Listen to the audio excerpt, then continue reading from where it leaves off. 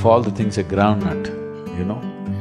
I'm particularly passionate about the groundnut because there was a period of my life when I just lived on groundnut and banana, that's all. Because it has everything you need.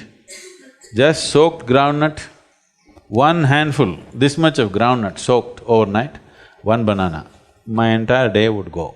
And perfectly active, more active than most people will ever imagine. It has everything to sustain you.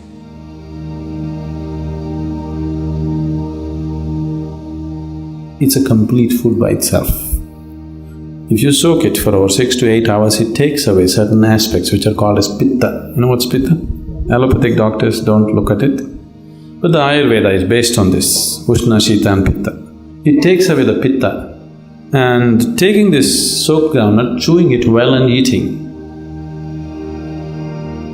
Just make sure it's not some genetically engineered nonsense, whatever.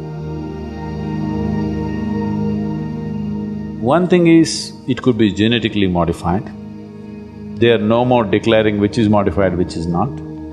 Another thing is, you're pumping in fertilizers and pesticides to such an extent, the groundnut is no more a groundnut.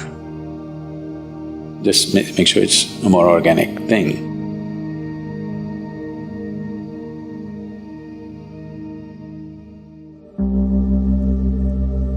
If you want breakfast, you want a recipe. You take a handful of groundnut, soak it in water for 6 to 8 hours, put it in the mixie.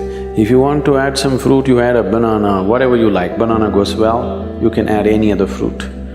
If you want, put some honey into it, 2 minutes.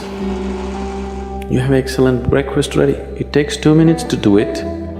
And if you want it little watery, put more water into it and just drink it up. You want it like porridge, you make it thick and you eat it. You will see easily it'll keep you for 4 to 5 hours and it's highly nutritious.